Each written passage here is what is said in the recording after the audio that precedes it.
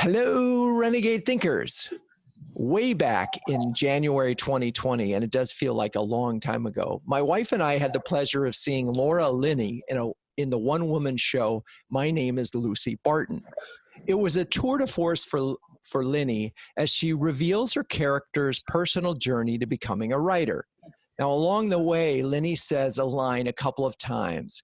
Everybody has one story, and the writer's challenge is to just find different ways to share that story. Now, that line struck me like a nagging splinter.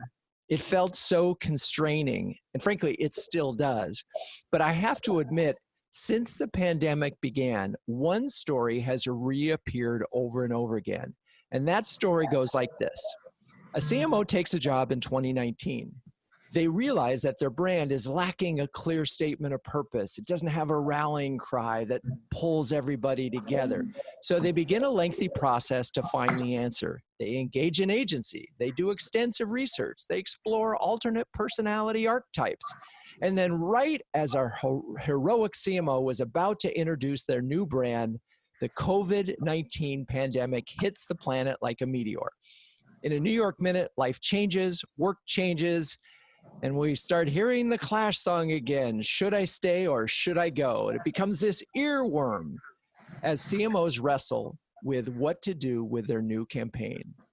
That is the one story of this moment. Is it go time or is it stay time? Or is it ditch time for something more immediate? For Julia Fitzgerald of the American Lung Association, it was go time with some modifications as we learned in episode 186. Which brings us to today's guest, Amy Messano, who is the CMO of Altair, a software engineering firm you'll learn a lot more about in a minute. Amy, welcome to the show. And not to give away the plot, but it's go time.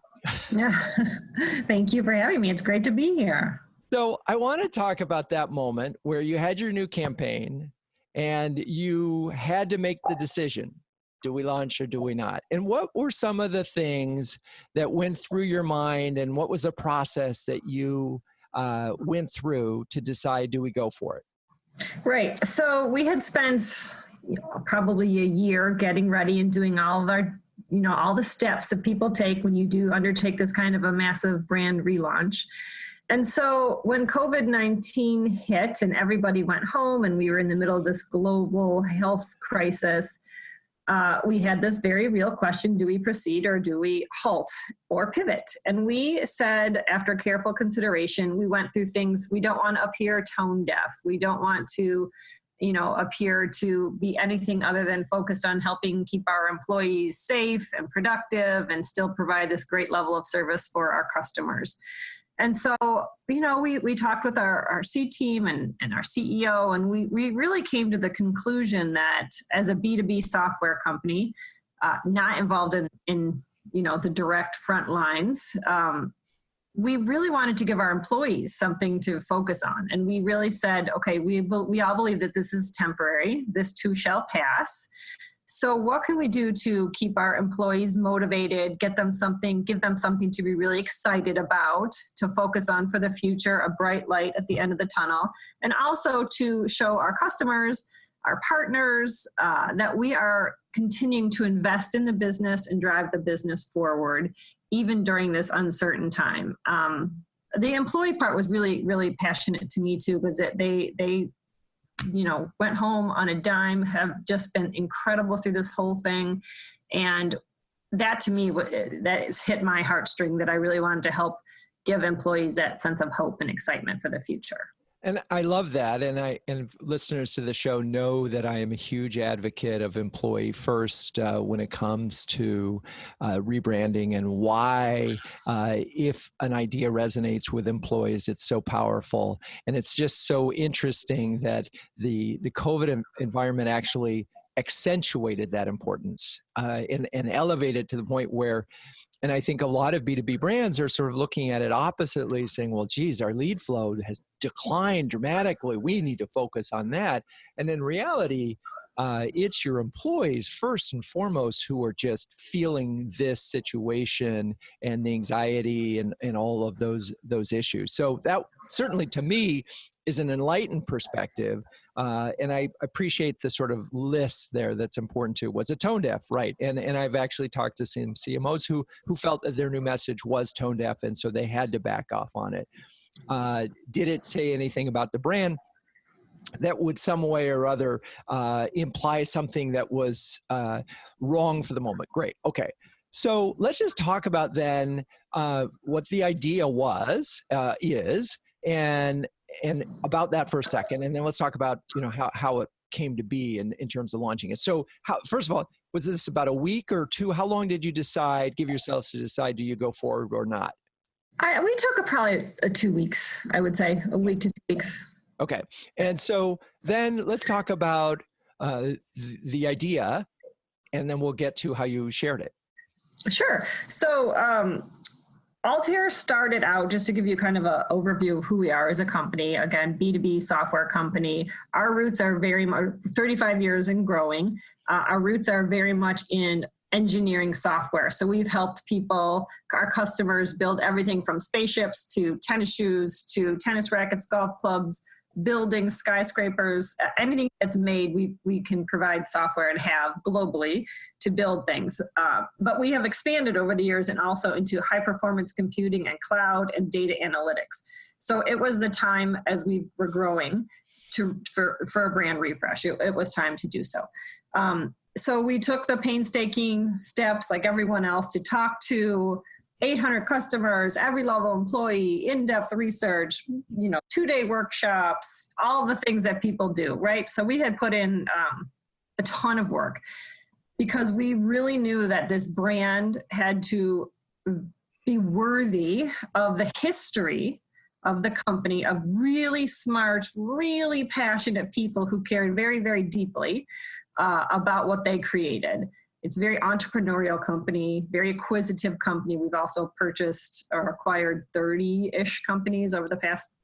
And I want to pause on that moment. 30-ish acquisitions creates a really interesting brand soup. Brand alphabet soup. Oh my gosh, it really is. And so the fact that you had all these acquisitions, it also puts it makes it harder to provide a simple description of what you do because you have all these other divisions. So it does require sort of this elevation of message. Right. And that also gets a little tricky because it could sort of be, in order to be the highest common denominator or lowest common denominator, depending on which way you look at it, it could almost be sort of so vague as to be meaningless. Right, exactly. And we say we were going from a house of brands to a brand house. That was sort of our elevate the Altair brand above all. So it was time, but we were also very respectful of all that had gone on historically to build this fantastic company, of which the culture is paramount. People are uber protective of the culture. It is a very, very sticky, special culture that people don't leave. They have an unprecedentedly low turnover rate, very high customer loyalty and satisfaction. So, we knew my CMO, our CEO sort of joked. It was like, don't F it up. I probably shouldn't say that, but don't mess this up. Right. So anyways, but we also knew it was a new dawn. We had to also come forward with the future, the history and the future together, right? You had to do both. So we had a responsibility to keep moving ahead and creating a path for the future. And for us, we came to, and a brand is more than a logo. It's the essence of who you are, the visual, verbal articulation of the DNA of a company. And for us, we came up with a mantra of only forward. And for us, that's the reaffirmation of our mission, which is helping people accelerate the pace of innovation and driving human progress. And that really struck a chord in this particular juncture of time. It's what people wanted to hear. Let me pause you there for a second. I always like to do this. When I look at a line like only forward, I hear, okay, that's a direction. We're all headed in a direction, and it's about the future. And there's a certain sort of It is a statement because you said only, right? I'm curious what did that language, those specific words, because we spent a lot of time on words, what did those words really mean, or did you want them to mean? So for us, we have a very visionary leader who has empowered people to take risks within the company, to create new programs, new innovations, new breakthroughs. And when we did all this ethnographic research, it was very clear that that was a place where people wanted to work, and also where customers wanted to get their technology. So, I have done this at other places, and usually, and we work with a partner, Gyro, in Detroit. And normally when you do all this research, you get reams and reams of answers. And normally there's a little different, who we are as a company sounds different from the CEO or C-suite to the sort of working level engineer. From the customer perspective, you usually get different variations of who you are as a company and what you stand for. We found a very rare gift. I guess it's not a gift because they've worked very hard for many years, but it was strikingly similar. So we from our own employees, we call them Altairians. We heard we were empowered to take risk. We were encouraged to innovate purposeful, powerful technologies. And we had the freedom to integrate my work family life. From customers, we heard things like game-changing technologies, deep technical resources, technology that helps solve tough problems. So the answers too were all very, that sort of go figure it out, find that tough problem and we'll figure it out, and something else along the way too. So for us, it was really just a way to say, we're moving forward. Now, the interesting part was, that was the one thing when we were sort of soft sounding and introduced, we did get a little pushback. Exactly what you said. Well, does that mean that the history is not important? Does that mean that all this work that we've done is not appreciated? Is it only what's forward and we're forgetting what's in the past? And so when we went through our whole story, we have a whole sort of, little story, a narrative, a brand narrative of who we are, and then people would get it. And so we were a little, quite honestly, like, okay, is this one particular thing? All the visuals are beautiful. I mean, we did the full animations and videos and the full menu of content, all beautiful. But this one little thing, we were a little bit worried. And then when we rolled it out, it was overwhelmingly positive from employees and customers and it actually, because of, I think, the juncture, it became a rallying cry, not so much just a mantra. And now I can't tell you, every email people end it with, the social posts are, way more than I thought they would be. People say it at the end of conference calls now. I mean, it has really become a rally cry. So that part was a very happy surprise. I thought people would like it, but it's really far exceeded the expectations as just the embrace of that actual mantra. Okay, perfect. Now you get the idea, know what's going on, but we're going to come back and we're going to talk about some of the specifics of the launch program and how you brought this to life. Stay with us. Hey, it's Drew, and you'll never believe what I was doing the other day. I was talking to a CMO. Yeah, I know. I talk to a lot of CMOs for the podcast, for my articles, and so forth. But this one particular CMO said to me, hey, Drew, you're doing the CMO huddles, which are really helpful. You've got your Ad Age column. You've got this podcast and your newsletter, which they read religiously. What the heck does your agency do? Just create content? And I paused and said, well, I got to work on our own marketing a little bit, so you're going to excuse this message. But Renegade is a marketing agency for B2B brands looking for innovative ways to cut through. We like to say we help wield the wisdom of 400 plus CMOs that we've interviewed for this show and for articles. Anyway, check it all out at renegade.com. I'd love to hear from you if you need some fresh thinking and want to cut through. Okay, we're back, and we're only forward from this point on. We're talking to Amy Messano, the CMO of Altair, and we've been talking about this new campaign which you launched in the middle of a pandemic. And so I want talk us through the steps that you went. So obviously we mentioned early on that employees were first and foremost. So how did you introduce the idea to employees? So we had a town hall meeting with our CEO and myself, and so Altair has about 3,300 people globally. We had, I think, 1,800 people attend the call, which exceeded my expectations, quite frankly, knowing time zones, right? We have us, and our employee base is basically split up pretty evenly around the super regions of, the Americas, APAC, sure. And EMEA. It was only, close to 2,000 people, which is huge. So we had a town hall, and we had that great turnout. And then and what'd you do at the town hall? So my CEO kicked it off, a man named Jim Scappa, who was, I should say, super supportive of this. He knew that we needed to elevate the brand.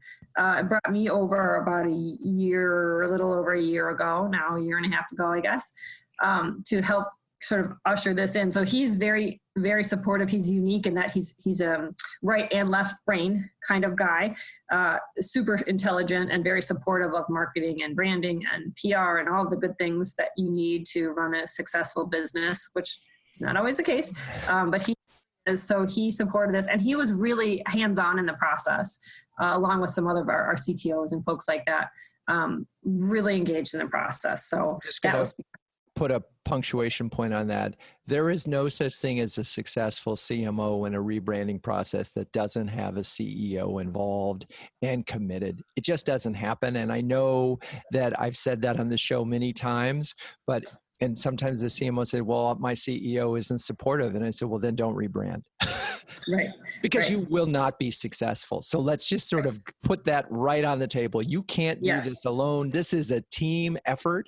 So, okay. So you're at the town hall, the CEO introduces it. You had a video, anything else? We had a PowerPoint presentation that walked through everything. We had created a wonderful animation video.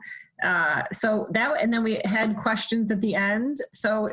And then we send out an immediately following an email with links to all the new assets, everything from, template PowerPoint presentations to your LinkedIn profile background, to your signature on your email, to, all the different assets, because we have a very active employee base of trying to sell right now from home and also marketing folks around the world. So it was very orchestrated and very thought out, that a trigger of cascade of information of here's the big idea, excitement. And we wanted to, if we had been in the office, we were going to have parties, right? So everyone in that day, they got a swag bag. We were going to have, cupcakes and confetti and whatever else, but we were going to have fun at our offices around the world.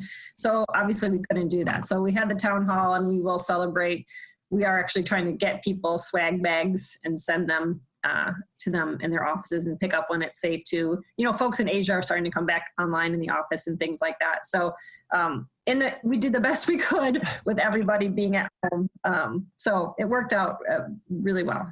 And so you went through that list pretty quickly, but one thing that struck me, so PowerPoint template, obviously email signature. A lot of times I think people forget the LinkedIn profile aspect of this. And that's doubly important. One, for the consistency of the brand, but two, to help the employees sort of understand how they fit in. And sort of three is that the company believes that employees should be building their personal brands too with the company. Yes. And I think, in our pre-talk, you also mentioned that one of the things that delighted you, I don't know if it was surprising too, was that you got a lot of social media support from your employees as a result of this program. And I'm curious if you can talk a little bit about that. Did you feed that, or did that happen organically, or both? I think both. So employees are hands down your best brand ambassadors. So any way that you can make them feel a part of the process and part of the success it can't just be the marketing team, right? It really has to be something that people embrace and believe in. And that's why we took the steps leading up to we surveyed every single employee. We had lengthy calls, hour-long calls with groups of employees. We had day-long, workshops, 2-day workshops. We took the time to encourage across every function, doesn't matter where you worked, to really gather their feedback. So they felt like they were part of the process. It wasn't something that was just being thrown at them. It was something that had been, their time and their thoughts were valued and appreciated and part of the process. So we took the time to do that. And I mentioned also, I think we talked to 800 customers. So, they were part of the process in the beginning. And then when we rolled it out, we did provide them with the encouragement and the knowledge that they are an important part in making this successful. And they are a very passionate, very smart group of people. And they really latched onto it right away. And it was a delightful, I wasn't totally surprised. I was surprised by the immediacy, the speed, the accuracy of just right away. They took that ball and ran. Which is amazing. And if this is the primary audience and the evidence of success is their willingness to use it, embrace it, put it on their personal profile, share it on their social media, you pretty much know that you're on the right track. Right. And so what other things would you point to? I know we're just very early on, maybe a month in now into the launch. When you point to and say, the signs are this has been pretty successful, what would you sort of, besides the employee engagement? Right. No. So I would say right off the bat, again, we are a mid-sized B2B software company with great aspirations to grow pretty rapidly. But I'm also realistic of we are not a name brand in most households. So, but we got 85 media placements globally. We had pretty fantastic stats on LinkedIn. So the engagement rate for the organic post was over 6.5%, which I think it's usually 2% on LinkedIn. So it's about, I think we had 6 times for the typical reports for organic for LinkedIn. Our video, we did an animation video that sort of explained the metamorphosis and the transition. And that on LinkedIn itself, at last count was 45-ish thousand. The Facebook engagement rate was 8%, and I think the average Facebook engagement per post is 3.2%. So we were exceeding industry averages. So for us, that was exciting. So those are all amazing numbers and demonstrate that the idea was resonating with your immediate audience. I'm curious, one of the things that we push our clients to be thinking about is, even when you have a great promise like Only Forward, one of the challenges that every brand faces is, how do you make this real? I mean, a video is great. People get to understand it. But so as you look forward at your marketing initiatives and things that you're doing to help customers sort of bring it to life and make it real, are there things in the plans or that you've already done that you would say, this is a clear demonstration of this idea? Oh, I think our reaction to COVID, our marketing team out of the gate pivoted, especially the folks in APAC as they were the first impacted, pivoted to online and virtual events faster than I can't believe it, globally. And then it went through EMEA and the US and the Americas, I should say. We're about to launch some huge virtual events with thousands of people hopefully in attendance. One called the Global 2020 Experience, Altair 2020 Global Experience, another data analytics event, a DA Summit. But we also did like Hanover Messe in Germany is a huge automotive event that happens in the springtime in Germany. We had webinars, we kind of pivoted away, reached out to all the people and had maybe even more success than we would have had in person. We've had in Asia and APAC webinars with thousands of people in attendance. I think over the past couple of months, we've had 20,000 people attend webinars, which is a huge deal for us. It's a big number. Yeah. The ability of our teams they are encouraged, again, they're to be nimble, to respond very quickly. And they've done just an incredible job of pivoting super fast and bring everything online. Now for us, it's maybe easier because, like I said at the beginning, we are a technology company. We've had the ability to work from home since before it was a perk. That's just how they've always been at Altair. So for us, we have a great IT department. That part was seamless. There was no, what do I do? How does this work? It was just, you were going home in the morning and you're working that as soon as you get home online. So that part was not a new thought for us.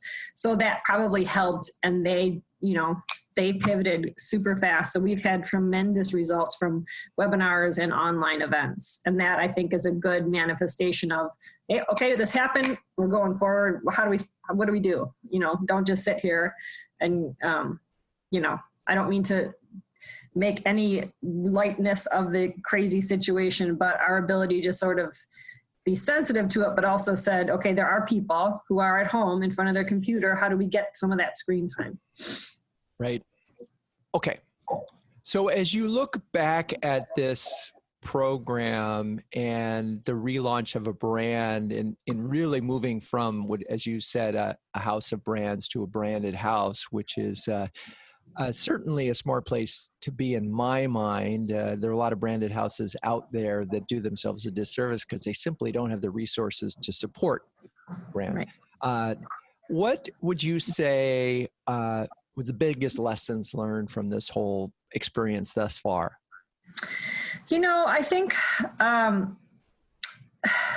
I hate to sound so boring because everyone says the same answer, but to include everybody in the process.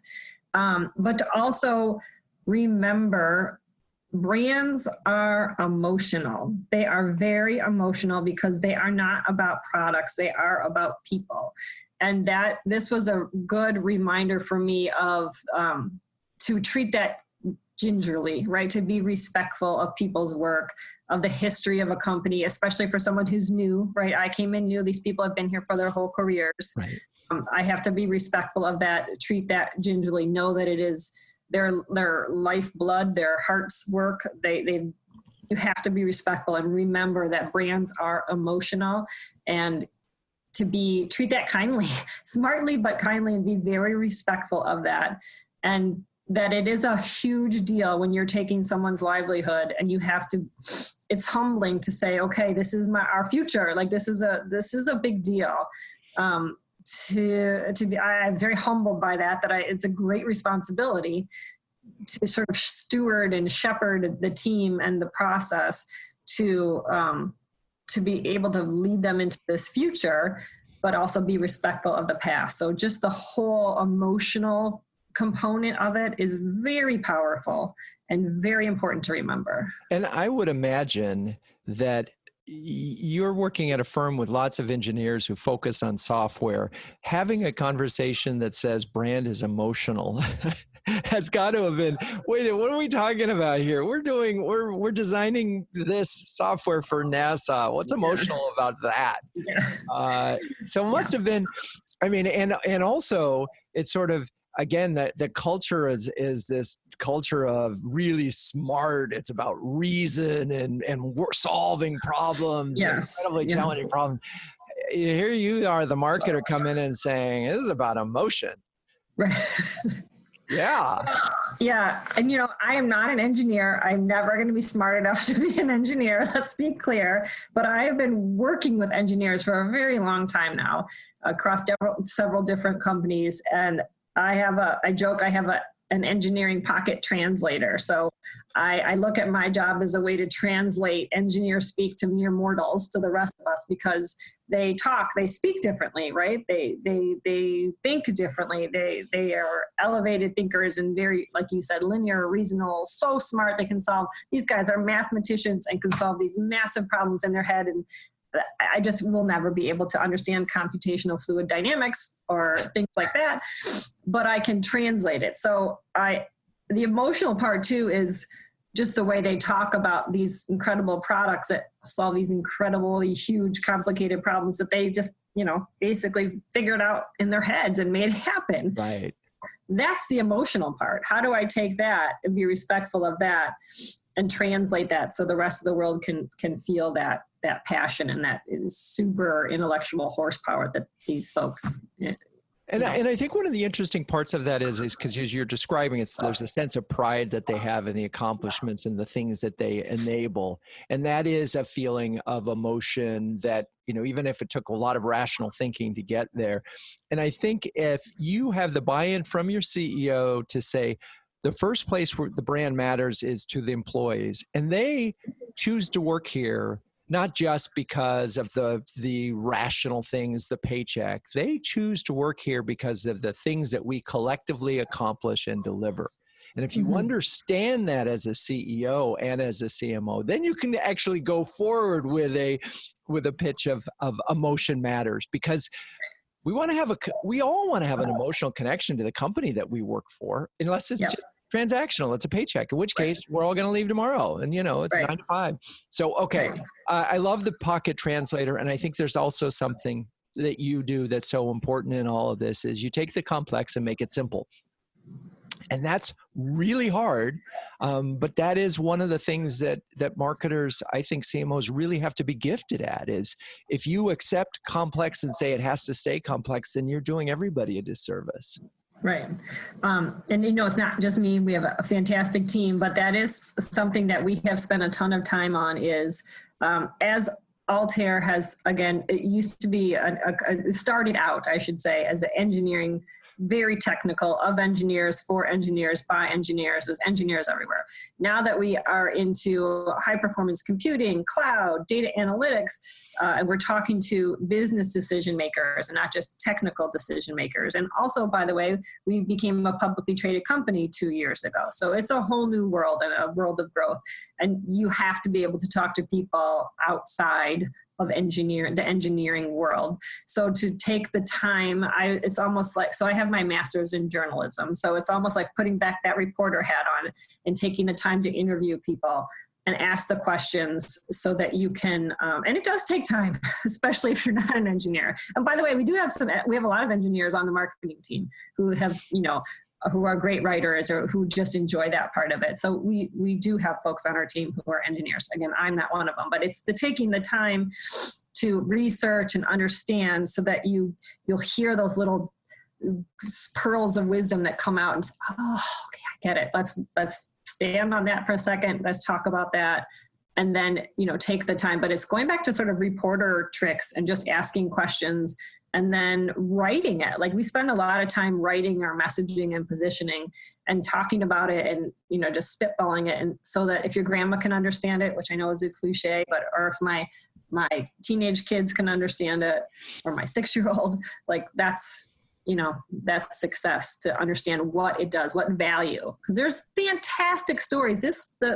The problems that these guys have solved, the places that their innovations have ended up: on the moon, in spaceships, building skyscrapers, making car seats lighter and stronger and faster. I mean, everywhere in technology companies.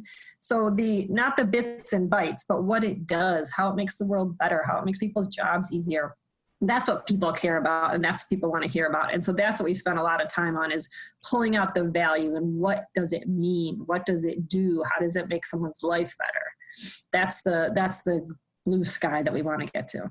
Amazing. What a great place for us to wrap up. When I started this conversation, I mentioned Laura Linney and the show My Name is Lucy Barton, and that this notion that still nags at me is that every writer has one story. But I do think that it is the CMO's job to find that one story and to articulate it in a way that everybody can understand it, and then figure out all sorts of different ways to tell that story over and over and over again.